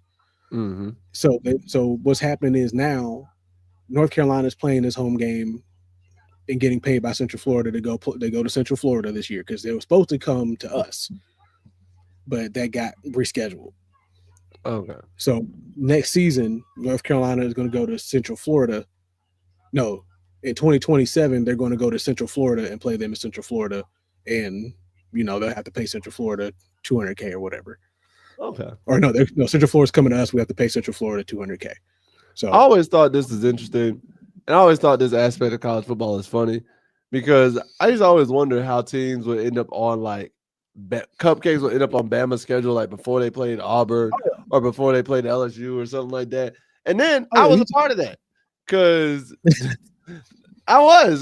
we played, bro. Because at CSU we got paid $500,000 to play Alabama right before they went into like the CFP to play Michigan State. Yeah. And we lost 55-7. No shocker. The real shocker is our team scored.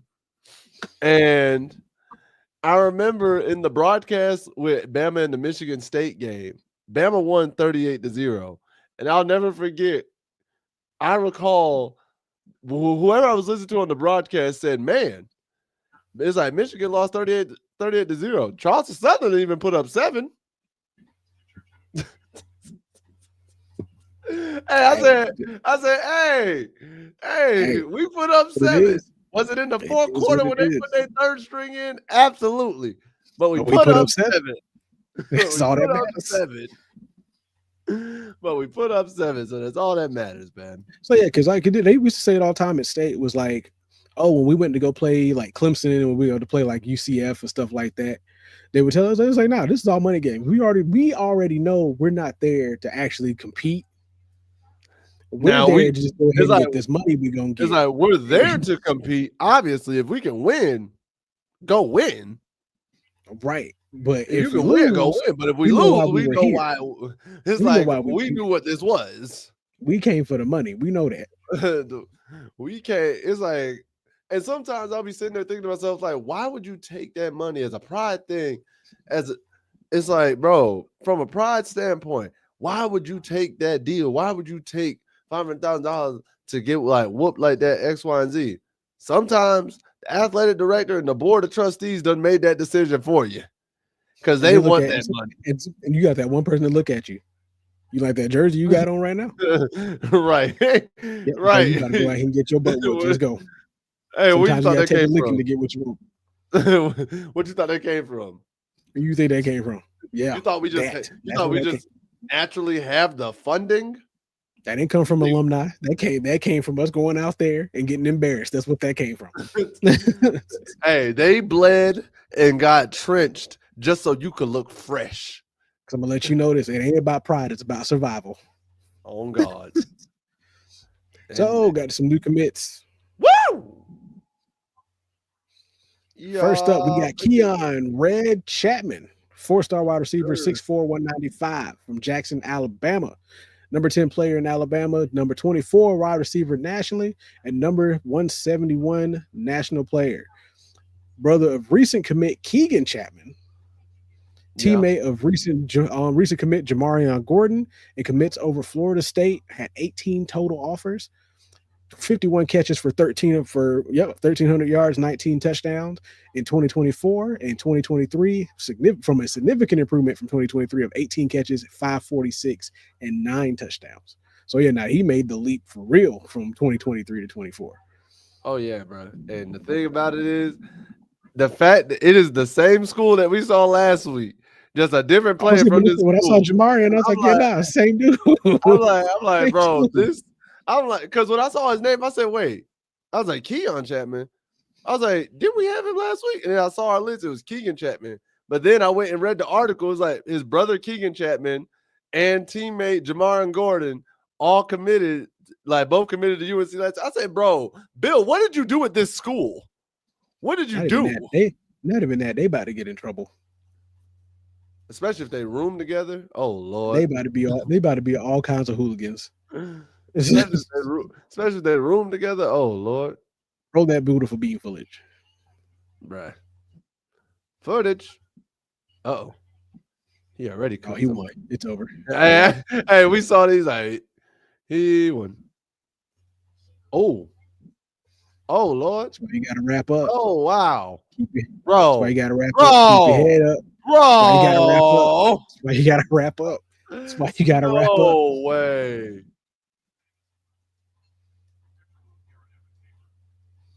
Oh, not the Calvin Johnson. Oh, not the Calvin you got Johnson. disrespected like that. Oh no. He was it. If you just put your hands up, you might have won. Here's the thing. He low key. He run like Julio. Yeah, he kind of do. he run like Julio. Cause I'm like, he run a little stiff, but he's still fast. You know what I mean? Yeah, the only difference is he just doesn't run as angry. Nice block. Great block. Great way to finish the block. Oh yeah. Great way to stem that route. Done. Hold up. No. That's safety ran the route. That safety hated you, bro. Cause look, the safety ran the route too. Bro, the safety had it right here. Has a perfect chance at the he could break it up, kill shot, anything. He's got to come flatter though. And then not only that, doesn't even try to commit for this tackle. He's not even looking. He just ran beside. He was more focused on getting that tackle. He's like, we're just not getting a touchdown. Ooh, good spot. No, all of y'all missed. Uh-oh. Oh, not you bit. Great. Oh, stay up. There you go. He bit on the flat. Hit him with a hit, stop and go. Ooh. That one, he just okay, bro. Yeah, he just ran. Your safeties hated you, bro. Like he literally just ran past y'all. That you got hit with a light shuffle. Uh-oh. Boop. He ain't afraid to go over the middle. This corner ain't committing. That corner wasn't committing to anything. None of them are. Hello. That one tried but got blocked. Hey. The tackling is so bad. Just so bad. I was just talking to somebody about this the other day too. Like I was like, nothing against none of the recruits, right? Yeah, he'd have kept his feet. That'd have been a touchdown. Uh-oh. Boom. Oh wow. Bro, y'all could have got that one. DBs could have got that one. Should have. Oh, and you're done. Caught you on the double move. And you were done. And the safety got caught looking in the backfield. Great. Ooh. No, wrap up. Please. Hey, great block, though. Great block. Great seal. Nice way to keep it going. Followed it down the field. Hey, and followed him down the field. I like that. I can end on that. If that don't get you nothing else, that'll get you accolades by itself. For sure. Because that just shows me you were willing to block for your teammate too. Like, it's not all about you. Yeah, it's hard finding blocking receivers like that. So big ups to you, bro. Big ups to you. Big ups, Next on the list, we have Darian Lewis, 3-star safety, 5'11", 195 from Amarillo, Texas. Number 184 player in Texas, 106 national safety nationally, 1224 player nationally. Not the brother of Keegan Chapman, not the teammate of Jamarion Gordon. Commits over TCU. That's what it says on here. It says brother of recent commit. Okay, my fault. Commits over TCU, had 10 total offers, 2023 stats, 25 tackles, 1 tackle for loss, and 2 interceptions. Coming into 2024, improved significantly as well, with 61 tackles, 5 tackles for loss, 3 breakups, 1 forced fumble, and an interception. So he did put his. Apparently, this is the total. 5 TDs. Yeah, this is his total. So I'm guessing his freshman year too. So, disclaimer. Yeah, he does flex in one of these photos. Just disclaimer now. I'll just letting y'all know. Why that face though? I don't know. It just threw me off when I first saw it. I was like, okay. Man, I was trying too hard. Trying way too hard. Ooh, nice tracking. If it wasn't for this end, he wouldn't have got there. All right. I ain't gonna front. Whoever is on camera, y'all can zoom out just a little bit. They threw that interception right to him too.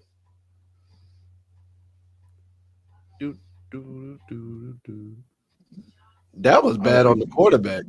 Whatever quarterback threw that was bad because bro went straight to him. Oh, that whole route package was blown up. Because he immediately spotted that. Oh, he returned the kicks too? Ooh. Uh-oh. And he's gone. Ooh, that was a crackback. Maybe not. Oh, yeah, he go. You see that crackback though? Oh, and he played QB? Oh, Lord. Wildcat for me. He had 30 feet. He said he had 35 touchdowns. So he probably played running back too. He's like, hell. All right, I don't like that. Don't. I need you to run through the line, sir. Oh, great spin move.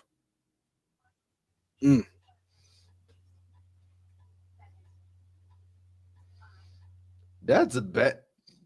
Yeah, y'all ain't reading that at all because they're throwing it right to him. Horrible. That was horrible on the QB's part. Now, good instincts on him because, like I said, because he's getting to the spot immediately. Yeah, great instincts on him. I'm just saying. Great job. He might not have got. I'm just saying he might not have got that interception for a QB that actually knows how to read that. So far, 2 of these interceptions, like, we're just bad. They shouldn't be interceptions. They're just bad reads. Because he's coming down. He could have came down a little bit stronger. Well, 24 got there first. True. Because now had dude went through that through the 7 gap, it would have been over. Oh, bad pass. Yeah, quarterback threw up a prayer. Yep, y'all whole offense is going through tackling drills on but come Tuesday. All of you. Come Monday, y'all are all doing tackling drills. Bro, not he just ran past all y'all. They got caught looking in the backfield. Well, I will say this. He said athlete. He's an athlete. I mean, like I said, because you got him listed here as a safety. So far as I can tell, he might end up being committed. That's where he committed as. Sure, you might see him with some reps at running back. I can see him Yeah, changing position based off all this. Bad coverage. That coverage was blown immediately. There he is right there. Yep. It's gonna get thrown right to him. Away. You're about to throw it right to him. All right. Yep. Threw it right to him. Why'd you throw that? And I know that's exactly what that coach asked him too when they come back on Monday. Why'd you throw this? Why? Throw it out of bounds. Why'd you throw that? He said, I thought I could make a play. You thought you could make a play on this. Now you tell me where the play was. I'm not gonna front. I'm not gonna front. That should have been. That's a different. If that's a different safety, if that's a different guy, that man would have got killed. Like, I'm not saying he wouldn't have held on to the catch, but he would have got killed in the process. Boom. All right. I don't even know how that route worked. Listen, Darren has great instincts, but I'm also gonna sit there and say, half of those highlights, your opponents just made bad reads, dog. And when we say this is not taking anything from Lewis, just like you said, great instincts, fantastic instincts to safety, because like he's immediately exactly where the play, he's everywhere the play's supposed to be.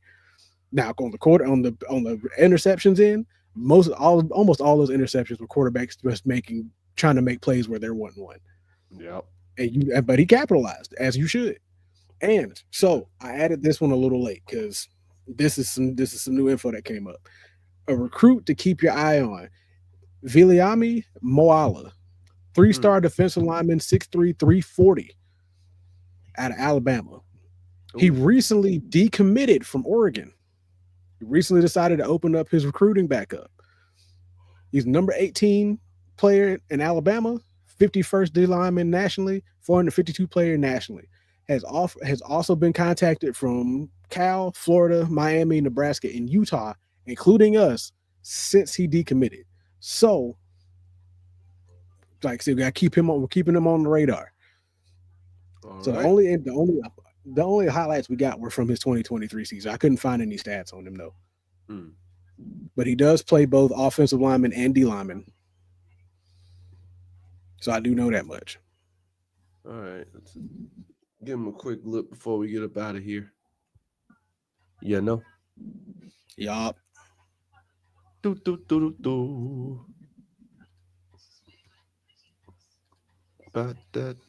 All right. Trying to go full screen, but y'all won't let me. Skip. Butter beans. Your butter. All right.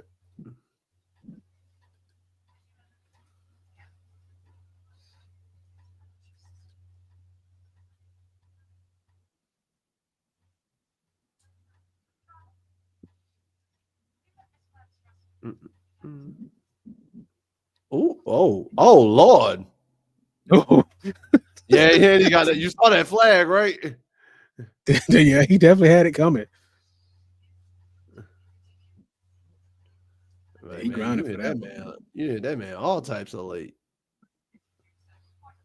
I mean, when you that big and aggressive, Jesus, malicious intent, sir. Holding low key. So they got him left guard on offense and basically nose tackle, D tackle on defense. That's just bad pass. He loves defense more than offense. Oh, definitely. he loves defense more than offense. Definitely, because I saw his 5-on-5 in the trenches tournament. Boy,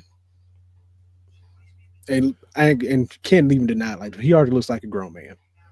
Oh, for sure. Yeah, Buddy would have still caught that. That'd have been a miracle. Hey, sometimes you need a miracle. Y'all can't stop him. Like y'all can get hands on him, but nobody's strong enough to stop him or agile enough. Bruh. Ooh, pancake.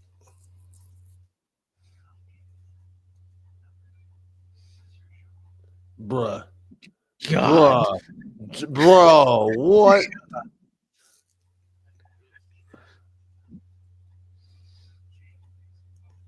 I ain't gonna lie. Hey, that's the third time I done seen that quarterback have to throw like that with him. Ooh, and he got so for 340, that's scary. And I think at that time he was 323 at that time. He was actually like 17 pounds lighter.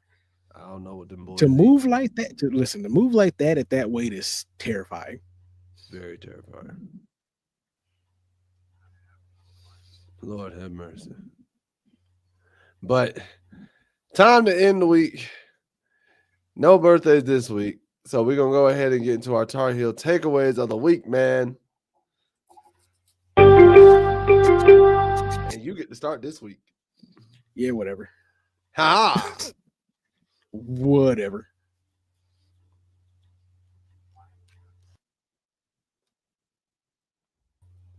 If you don't bring your butt back to this stage. It won't let me do the thing. I'm trying to do the thing. It won't let me do it.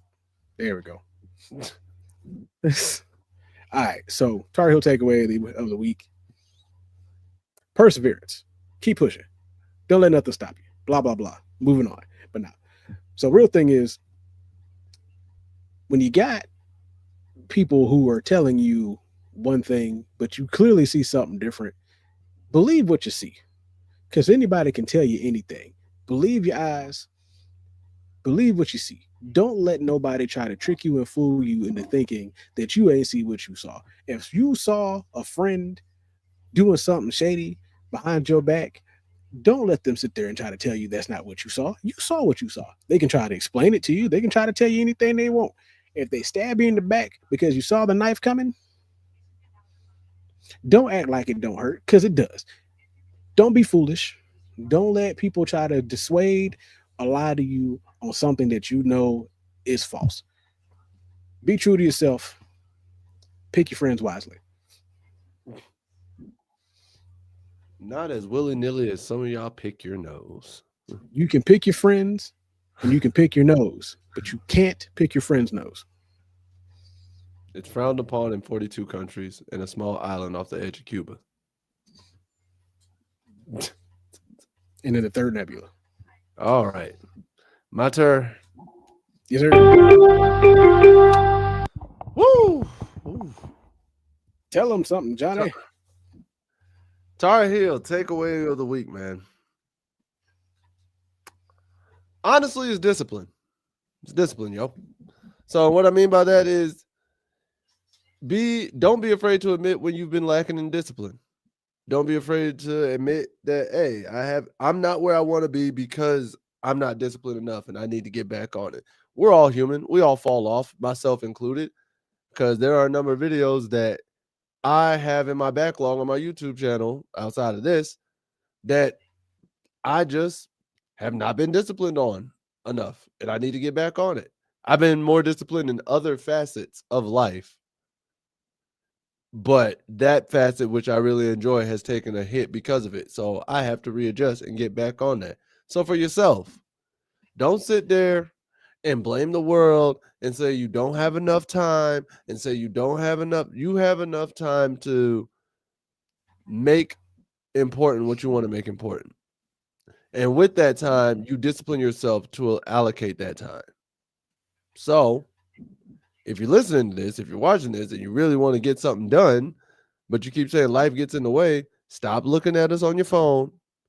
Get up, take those 15 minutes to go do whatever you want to do. 15 minutes to start getting back into your discipline regimen, you'll be fine and get back to where you want to be. But overall, guys, just like I said, at the end of the day, give yourself grace, but admit when you're not as disciplined as you want to be. And when you can admit that, you can get back to where you want to be. First step to solving a problem is admitting you have one. Because I was an addict for 10 years. Now I'm not. Thanks to Passages. It's Passages Malibu. Like nothing against what they do. That commercial is just wild. Listen, to this day, you and I both To know this that commercial. I always ask, what did they do? I need to know. What What did did they do? But anyway, that's the end of this remember, episode, guys. It is way too long. Every week, join us live every Tuesday at 9 p.m. Eastern here on YouTube. We're trying to get a flipping Twitter and an IG and everything else. I found out because I was trying to link it to my Twitter earlier. Found out you need a premium Twitter account to go live on Twitter. Crazy. And for of course IG, you need to pay for it. And for IG, it has to be a professional IG account. So yeah, I tried to make one myself, but it wouldn't let me switch it over. So we might have to do like a whole new profile thing. Whole new profile thing. I saw that. But every Tuesday, 9 p.m. Eastern, Tar Heel Nation. Y'all know where to find us here, man. Right here on the channel. And Ricebox, any last words for the people? Nope, that's it. Y'all stay safe out here. And we'll see y'all next week. Peace. Much love to all of y'all. We out.